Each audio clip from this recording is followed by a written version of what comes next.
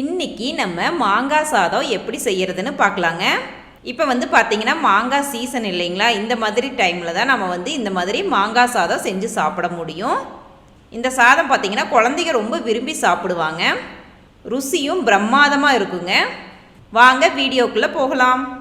First நம்ம அடுப்பில் கடாயை வச்சுட்டு எண்ணெய் சேர்த்திக்கலாம்.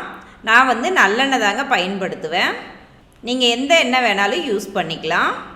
எண்ணெய் காஞ்சதுக்கப்புறம் கடுகு 1/4 ஸ்பூன், கடலைப்பருப்பு 1 ஸ்பூன், உளுத்தம்பருப்பு 1 ஸ்பூன், அடுத்ததாக வேர்க்கடலை 2 ஸ்பூன். இந்த மாதிரி வேர்க்கடலை சேர்த்து நம்ம செஞ்சோம் அப்படின்னா நல்லா சுவையாக இருக்குங்க. அடுப்பு லோ ஃப்ளேமில் வச்சுட்டு நல்லா ஃப்ரை பண்ணிக்கோங்க. இது எல்லாமே நல்லா ஃப்ரை ஆனதுக்கப்புறம் நீல வாக்கில் கட் பண்ணி வச்சுருக்கேன் வெங்காயம் 1, காஞ்ச மிளகாய் 6 2ஆக உடைச்சிட்டு விதையை நீக்கிட்டு சேர்த்திக்கோங்க. பச்சை மிளகாய் 3 நீல வாக்கில் கட் பண்ணிவிட்டு விதையை நீக்கிட்டு சேர்த்திக்கோங்க. கொஞ்சமாக கருவேப்பில்லை. இப்போ இது எல்லாத்தையும் நல்லா வதக்கிக்கலாங்க. இப்போ வெங்காயம் பச்சை மிளகாய் எல்லாமே நல்லா வதங்கிருச்சுங்க. இந்த ஸ்டேஜில் நான் ஒரு மாங்காயை எடுத்திருக்கேன். மாங்காய் துருவி வச்சுருக்கிறத சேர்த்திடலாங்க. தோலை நீக்கிட்டு துருவி எடுத்துக்கோங்க.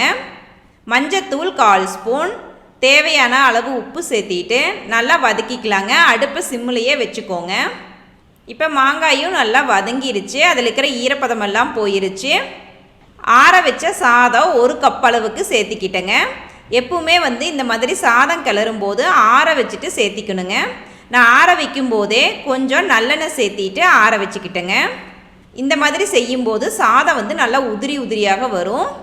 உங்களுக்கு புளிப்பு எந்த அளவுக்கு வேணுமோ அந்த அளவுக்கு சேர்த்திக்கோங்க.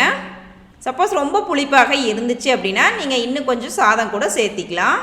நீங்கள் சூடான சாதத்தில் இந்த மாதிரி கிளறக்கூடாது, உங்களுக்கு சாதம் குலைவாக போயிடும். உப்பு காரமெல்லாம் உங்களுக்கு தகுந்த மாதிரி சேர்த்திக்கோங்க. இப்போ அடுப்பை ஆஃப் பண்ணிடலாங்க. கடைசியாக கட் பண்ணி வச்சுருக்க கொத்தமல்லி இலையை தூவி விட்டுக்கலாம்.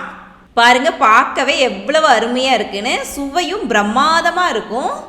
நீங்கள் இதை குழந்தைகளுக்கு செஞ்சு கொடுத்தீங்கன்னா இன்னும் வேணும் இன்னும் வேணும்னு கேட்டு வாங்கி சாப்பிடுவாங்க. அவ்வளவுதாங்க, சூப்பரான சுவையில் சிம்பிளாக மாங்காய் சாதம் ரெடி பண்ணியாச்சுங்க. நீங்களும் இந்த ரெசிப்பியை உங்கள் வீட்டு கிச்சனில் மறக்காமல் ட்ரை பண்ணி பாருங்கள் ஃப்ரெண்ட்ஸ். எப்படி வந்துச்சுன்னு கமெண்ட்ஸ் பண்ணுங்கள். நெக்ஸ்ட் வீடியோவில் உங்களை புதுவித ரெசிபியுடன் மீட் பண்ணுறேங்க.